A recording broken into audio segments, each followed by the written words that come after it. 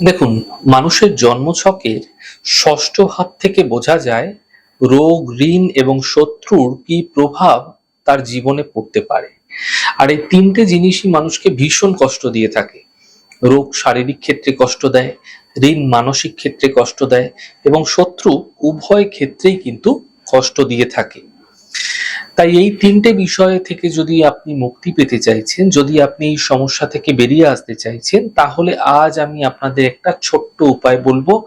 এই উপায়টি যদি আপনারা সঠিকভাবে সঠিক সময় করছেন, তাহলে এই সমস্যাগুলি থেকে আপনারা বেরিয়ে আসতে পারবেন। উপায়টি অত্যন্ত সহজ। কিন্তু আরো একটা বিষয় আপনাদের বলি যে দেখুন, রাহু এবং শনি মূলত এই রোগ, ঋণ এবং শত্রুর বিষয়ে বিশেষভাবে কষ্ট দিয়ে থাকে। আর দেখুন, আপনার গৃহে যে টয়লেট আছে, যে বাথরুম আছে, সেটা হচ্ছে রাহুর স্থান। তাই বাথরুমটাকে সর্বদা পরিষ্কার পরিচ্ছন্ন ঝকঝকে রাখার চেষ্টা করুন। আর দেখবেন, জামা কাপড়ে যে নীল আমরা ব্যবহার করি, সেই নীল প্রতি বুধবার এবং প্রতি শনিবার সামান্য একটি মগের মধ্যে জলের সঙ্গে মিশ্রণ করে আপনি জলটাকে আপনারা ফ্ল্যাশ করে দিন।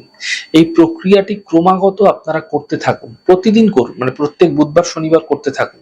দেখবেন রোগ, ঋণ এবং শত্রুর সমস্যা থেকে আপনি অবশ্যই রেহাই পেতে দেখতে পাবেন।